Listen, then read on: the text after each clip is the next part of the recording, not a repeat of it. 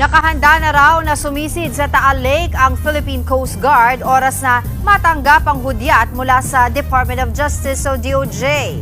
Kukumpirmahin ng mga diver kung doon nga ba itinapon ang higit 30 sabongero na bigla na lamang naglaho noong pang 2021. Nasa frontline ng balitang yan si Laila Pangilinan. Naka-standby na ang 60 technical divers ng Philippine Coast Guard para sa isasagawang seaborne patrol operation sa Taal Lake sa Batangas. Yan ay para matuldukan na ang malagim na misteryo sa nawawalang higit na 30 sabongero na inilibing umano sa lawa.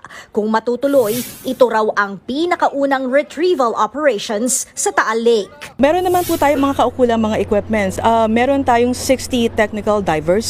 So depende kung ilan ang i-request sa atin ng Department of Justice. But they are all on standby status, so we will just be depending on the instruction.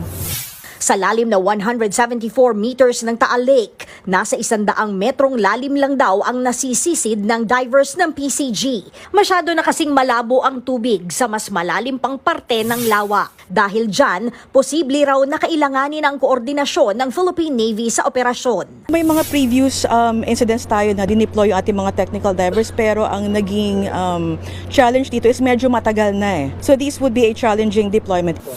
Sa ngayon, go signal na lang ng Department of Justice ang hinihintay ng PCG para simulan ang search and retrieval.